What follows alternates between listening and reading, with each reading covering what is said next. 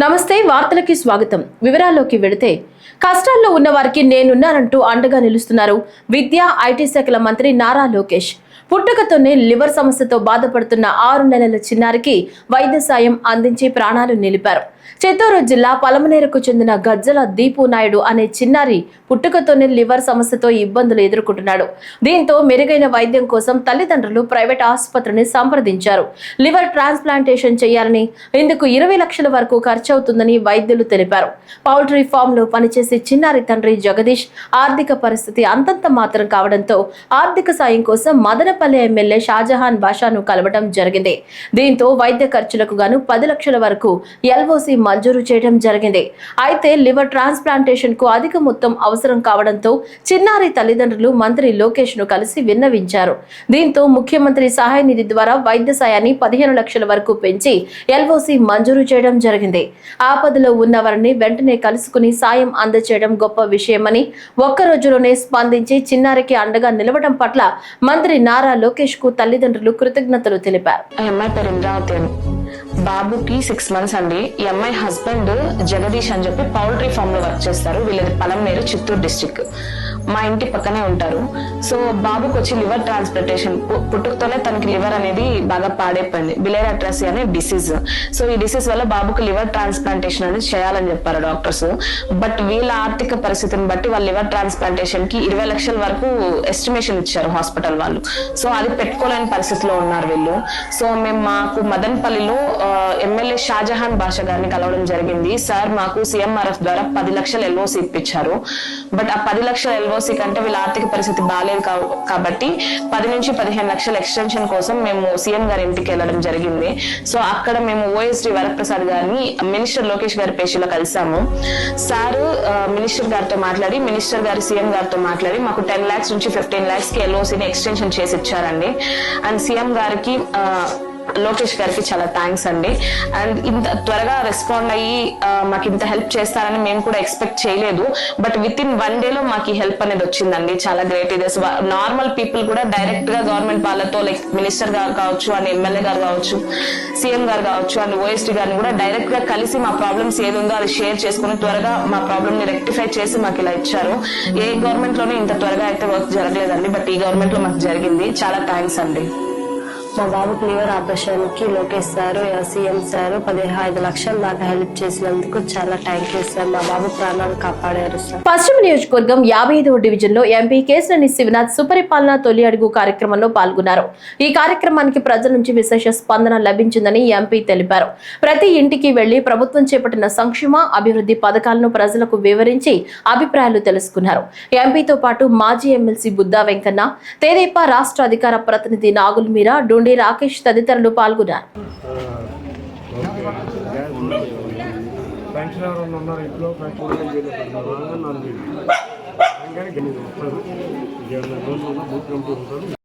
కూడా వస్తుంది. ఈ పిల్లలందరూ జాబ్ చేస్తారు. బాగానే ఉంది కదా, అంతా ఏమి ఇబ్బందులు లేవు. మొదలైన వెంటనే తల్లులందరూ కూడా చక్కగా డబ్బులు పడంగానే వెళ్ళి స్కూల్ ఫీజులు కట్టి పిల్లలకు కావాల్సిన పుస్తకాలు అన్నీ కూడా రెడీ చేసుకున్నారు. వాళ్ళ కళలో చాలా ఆనందం ఉంది.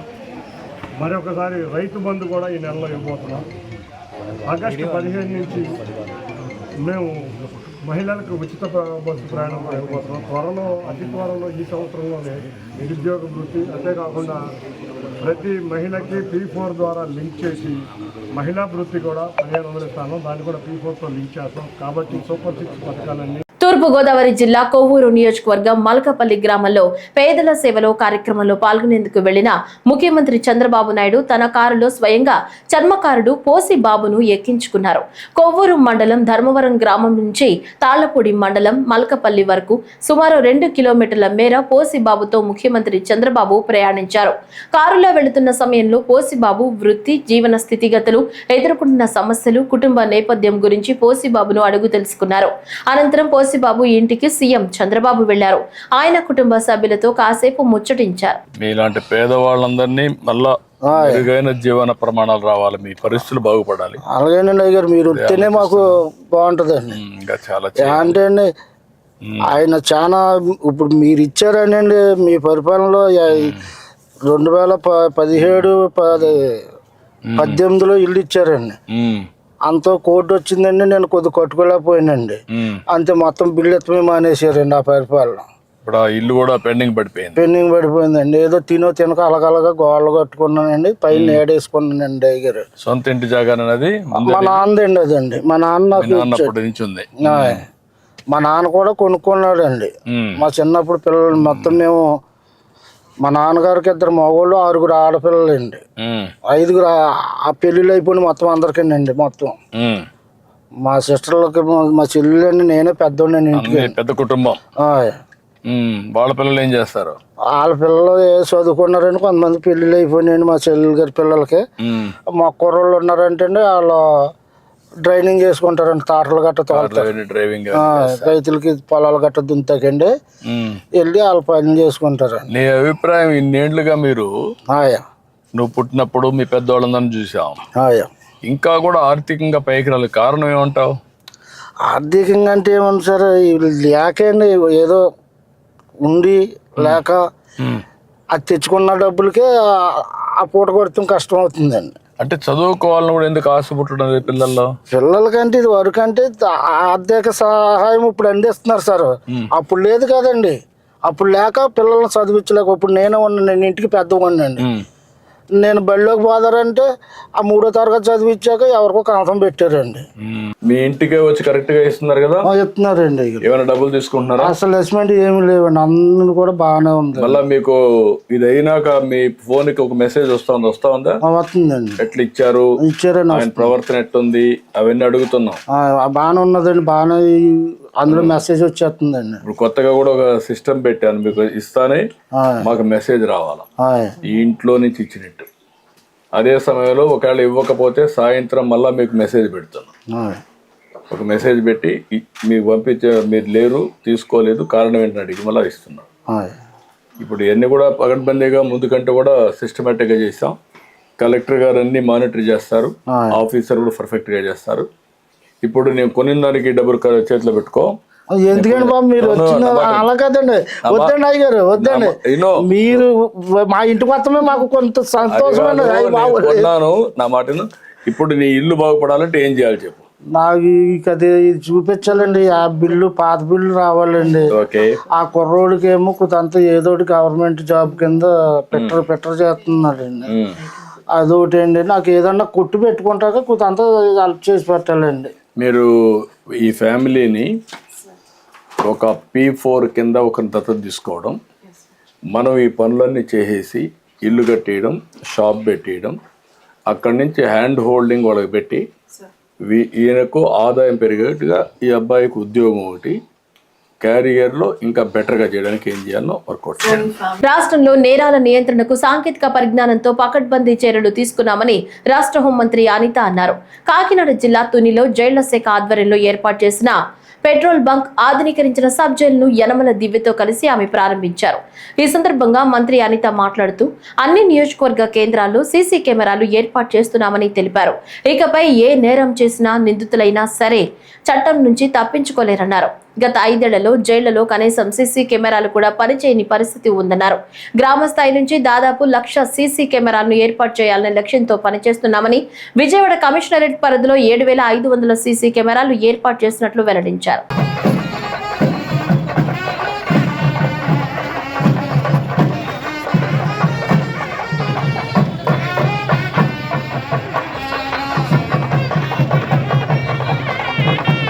విజయవాడ జైలు నుంచి గన్నవరం మాజీ ఎమ్మెల్యే వల్లభనేని వంశీ విడుదలయ్యారు. నకిలీ ఇళ్ల పట్టాల కేసులో వంశీకి Nuzvid 2nd additional judicial first class magistrate court bail మంజూరు చేసింది. 2019 ఎన్నికల్లో గన్నవరం నియోజకవర్గంలో ఓటర్లను ప్రభావితం చేసేందుకు నకిలీ ఇళ్ల పట్టాలు పంపిణీ చేసిన ఆరోపణలతో 2019 అక్టోబర్ 18న హనుమాన్ జంక్షన్ పోలీస్ స్టేషన్లో వంశీతో సహా 9 మందిపై ఎఫ్ఐఆర్ నమోదైన విషయం తెలిసిందే. ఈ కేసుతో పాటు ఇప్పటి వరకు ఆయనపై నమోదైన భూ కబ్జా, గన్నవరంలో టీడీపీ కార్యాలయంపై దాడి, సత్యవర్ధన్ కిడ్నాప్ కేసులతో సహా అన్ని కేసుల్లో బెయిల్ రావడంతో కాసేపటి క్రితం విజయవాడ డిస్ట్రిక్ట్ జైలు నుంచి విడుదలై బయటకొచ్చారు. బీజేపీ ఆర్మూరు ఎమ్మెల్యే పైడి రాకేష్ రెడ్డి సంచలన వ్యాఖ్యలు చేశారు. తెలంగాణ సెంటిమెంట్ ఒక పార్టీకి ఫ్యాషన్ అయిందని విమర్శించారు. అవసరాల కోసం సెంటిమెంట్ పేరుతో ప్రజలను చంపుతున్నారని ఆరోపించారు. ఆదిలాబాద్, వరంగల్ తండాల్లో ప్రజలకు అన్యాయం జరిగితేనే తెలంగాణ ఆత్మగౌరవం గురించి మాట్లాడాలని రాకేష్ రెడ్డి హితవు పలికారు. హైదరాబాద్ లోని బీజేపీ కార్యాలయంలో రాకేష్ రెడ్డి మీడియాతో మాట్లాడారు. మళ్ళీ ఏదో Andhra channel, Chandrababu Naidu channel, Venkaiah Naidu channel, Venkaiah Naidu ఇంటికి లేకుంటే చంద్రబాబు నాయుడు ఇంకా 4 ఏళ్ళు అయితే లేవాడు. తెలంగాణ ఎప్పటికుంటుంది, ఇది నిత్య నూతనమై జరుగుతుంది. దీనికేం భయం లేదు. రాజకీయ నాయకుల వల్లనే ప్రమాదం ఉంది. దయచేసి అందరూ కూడా విలేకరులకు ఒకటి చేతులు ఎత్తి నమస్కరించడం. రాజకీయ నాయకులకు తీవ్ర ఆర్థిక ఇబ్బందులు ఉన్న సినీ నటి వాసుకి ఉప ముఖ్యమంత్రి పవన్ కళ్యాణ్ ఆపన్న హస్తం అందించారు. ఆమె దీనస్థితి తెలిసి చలించిపోయిన పవన్ కళ్యాణ్ 2 లక్షల రూపాయల ఆర్థిక సాయం ప్రకటించారు. మంగళగిరిలోని జనసేన కేంద్ర కార్యాలయంలో ఈ మొత్తాన్ని శాసన మండలిలో ప్రభుత్వ విప్ హరిప్రసాద్, గన్నవరం శాసనసభ్యులు గిడ్డి సత్యనారాయణ పాకిజాకు అందజేశారు. పవన్ కళ్యాణ్ చేసిన సాయానికి కృతజ్ఞతలు తెలిపారు. చిన్నవాడైనా ఎదురుగా ఉంటే కాళ్లు మొక్కుతానంటూ భావోద్వేగానికి లోనయ్యారు. సీఎం గారు తమ్ముడు పవన్ కళ్యాణ్ గారికి నమస్కారం. నేను పాత కామెడీ యాక్టరు పాకిజా. మీ అందరికీ, మన ఆంధ్ర ప్రజలు అందరికీ తెలుసు. నేను చాలా కష్టంలో ఉన్నాను. తినటానికి కూడా వీలు లేదు. ఒక తమిళనాడులో ఎవరు నన్ను పట్టించుకోలేదు. తమ్ముడు గారు, డిప్యూటీ సీఎం గారు పవన్ కళ్యాణ్ గారికి నేను చెప్పాను. వెంటనే నాకు ఆర్థిక డబ్బులు 2 లక్షలు సహాయం చేశారు. నాకు చిన్న తమ్ముడు కాలు పట్టుకుంటాను. ఏలేల జమ్మానికి తమ్ముడు డిప్యూటీ సీఎంకు మర్చిపోను. నేను అప్పుడే ఇంటర్వ్యూలో సుమన్ టీవీలో చెప్పాను, నెక్స్ట్ సీఎం తమ్ముడు గారు పవన్ కళ్యాణ్ గారు అన్నాను. తమ్ముడు గారికి చాలా పెద్ద గొప్ప మనసు. నేను తమిళనాడులో పుట్టి పెరిగి ఆల్రెడీ అన్నయ్య, చిరంజీవి అన్నయ్య, నాగబాబు అన్నయ్య, మెగా పవర్ స్టార్ ఫ్యామిలీ. ఇప్పుడు వాళ్ళు ఫ్యామిలీతో నేను బతుకుతున్నాను. నేను ఆ భోజనం, నేను కట్టుకున్న చీరలు ఆ వదిన గారు ఇచ్చారు. అన్నీ మెగా పవర్ స్టార్ ఫ్యామిలీ అని డిప్యూటీ సీఎం పవన్ కళ్యాణ్ గారు వెంటనే నేను నిన్ననే చెప్పాను. ఈవేళ పిలిచి 2 lakhs డబ్బులు ఇచ్చారు, ఆర్థిక సహాయం. మేము ఉన్నామమ్మా అన్నారు. నేను తమిళనాడులో బతుకుతామా సస్తామా అని ఉన్నప్పుడు ఇక్కడ నుంచి నాకు ఫోన్ వచ్చింది జనసేన పార్టీ ఆఫీస్లో నుంచి. అది వచ్చి ఇమ్మీడియట్గా మీరు రండి అని చెప్పి నాకు వచ్చాను. చాలా సంతోషం. తమ్ముడు గారు పవన్ కళ్యాణ్ గారు, డిప్యూటీ సీఎం గారు నాకంటా చిన్న అండ్ పర్లేదు, తమ్ముడు కాలు పట్టుకుంటాను. ఎప్పుడు వాళ్ళ ఫ్యామిలీ, నేను మెగా పవర్ స్టార్ ఫ్యామిలీ మర్చిపోనండి. సుపరిపాలనలో తొలి అడుగు డోర్ టు డోర్ కార్యక్రమంలో భాగంగా జగ్గయ్యపేట మండలం తిరుమలగిరి గ్రామంలో ఇంటింటికి వెళ్లి కూటమి ప్రభుత్వ సంక్షేమ పథకాలను కేడీసీసీ బ్యాంక్ చైర్మన్ నెట్టం రఘురాం, శాసనసభ్యులు శ్రీరామ్ రాజగోపాల్ తాతయ్య, పరిశీలకులు దొంతు చిన్న వివరించారు. ఈ కార్యక్రమంలో రాష్ట్ర తెలుగు రైతు అధికార ప్రతినిధి కొట్టారు సత్యనారాయణ ప్రసాద్, జగ్గయ్యపేట మండల తెలుగుదేశం పార్టీ అధ్యక్షులు కట్ట వెంకట నరసింహారావు, తిరుమలగిరి దేవస్థాన మాజీ చైర్మన్ దర్శి విజయ నరసింహారావు, దేవస్థానం మాజీ trust board member Pasupulati Srinivasa Rao, cluster Adusumalli Prabhakar, గ్రామ తెలుగుదేశం పార్టీ అధ్యక్షులు గండు కిషోర్ తదితర నాయకులు పాల్గొన్నారు.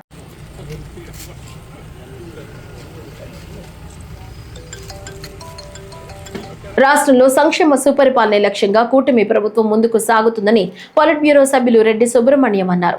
అంబేద్కర్ కోనసీమ జిల్లా అయినవిల్లి మండలం తొత్తరమూడిలో జరిగిన సుపరిపాలనలో తొలి అడుగు కార్యక్రమంలో ఆయన టీడీపీ జిల్లా అధ్యక్షురాలు రెడ్డి అనంతకుమారితో కలిసి పాల్గొన్నారు. గ్రామంలో ఇంటింటికి తిరుగుతూ ప్రజలతో ప్రత్యక్షంగా మాట్లాడి ప్రభుత్వం సంవత్సర కాలంలో అమలు చేసిన సంక్షేమ అభివృద్ధి కార్యక్రమాలను వివరించారు. గత ప్రభుత్వ పాలనలో ప్రజలు అనేక ఇబ్బందులు పడ్డారని, ఇప్పుడు చంద్రబాబు, పవన్ కళ్యాణ్ సారథ్యంలో రాష్ట్రాన్ని అభివృద్ధి పదంలో ముందుకు నడిపిస్తున్నారన్నారు.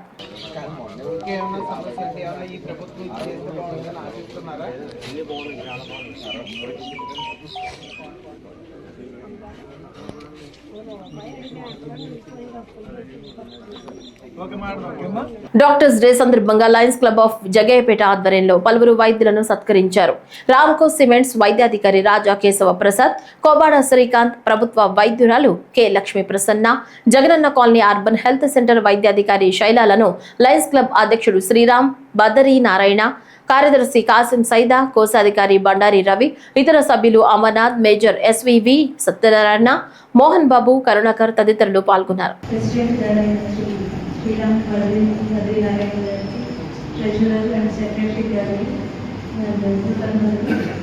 నేను చేసి జగ్గయ్యపేటలో అకామడేషన్లో వర్క్ చేస్తున్నాను.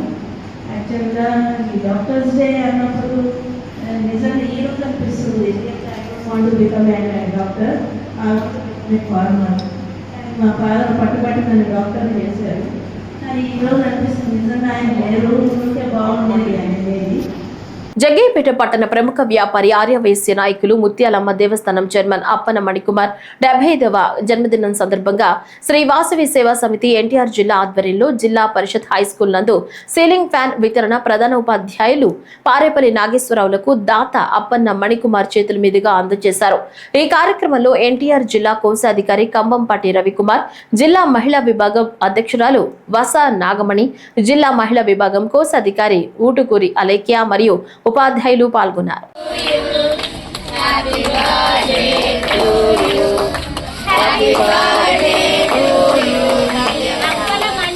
మాది వచ్చేసి ఈ వాసవి సేవా సమితి జగ్గయ్యపేట ఎన్టీఆర్ జిల్లా అండి. ఈరోజు అప్ప మణికుమార్ గారి బర్త్డే సందర్భంగా మన బాయ్స్ హై స్కూల్కి ఫ్యాన్ బహుకరించారండి.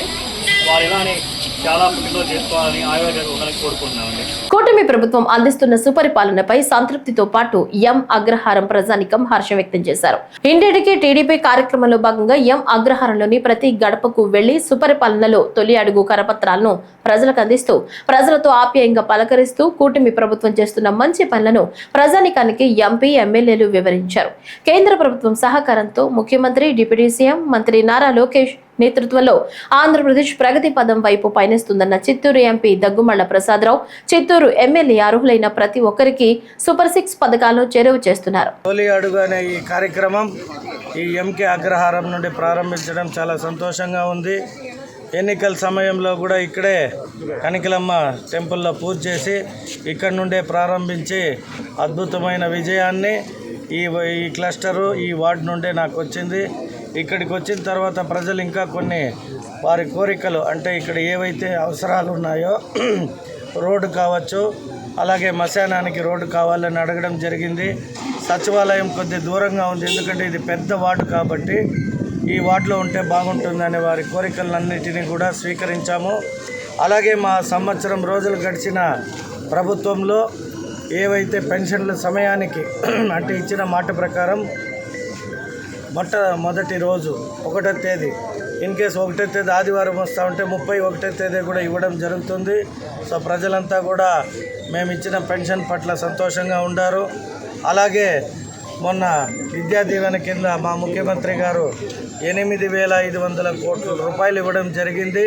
కాబట్టి ఎవరికైతే విద్యా దీవెన పడిందో వారంతా కూడా చాలా సంతోషంగా ఉండారని వ్యక్తం చేశారు. కాబట్టి దానికి కూడా మా ముఖ్యమంత్రి గారికి ధన్యవాదాలు తెలియజేసుకుంటూ ఇంకా అనేక సంక్షేమాలు అన్నా క్యాంటీన్ పెట్టడం కానీ, మళ్ళీ ప్రభుత్వం అధికారంలోకి వచ్చినాక మేము ఏవైతే సూపర్ 6 హామీలు ఇచ్చిన ప్రకారం ఆగస్టు 15 నుండి మహిళలకి ఉచిత బస్సు ప్రయాణం, అలాగే మహిళలకి 1,500 రూపాయలు ఇస్తామని సూపర్ 6లో భాగంగా ఎలక్షన్ సమయం ఏమైతే చెప్పామో అది కూడా రానున్న 2-3 నెలల్లో ఇవ్వడానికి మా ముఖ్యమంత్రి గారు సన్నాహాలు చేస్తున్నారు. కాబట్టి ప్రజలందరూ కూడా గడిచిన ఈ 1 సంవత్సర పరిపాలనలో చాలా సంతోషంగా ఉన్నామని వ్యక్తం చేశారు. కావున ఇంకా వారు ఏవైతే కోరికలు కోరారో వాటిని కూడా అయినంత త్వరగా వారు అడిగిన కోరికలు నెరవేరుస్తామని హామీ ఇవ్వడం జరిగింది. అలాగే ఇక్కడ ఒక సమస్య. ఈ వార్తలు ఇంతటితో సమాప్తం. నమస్కారం.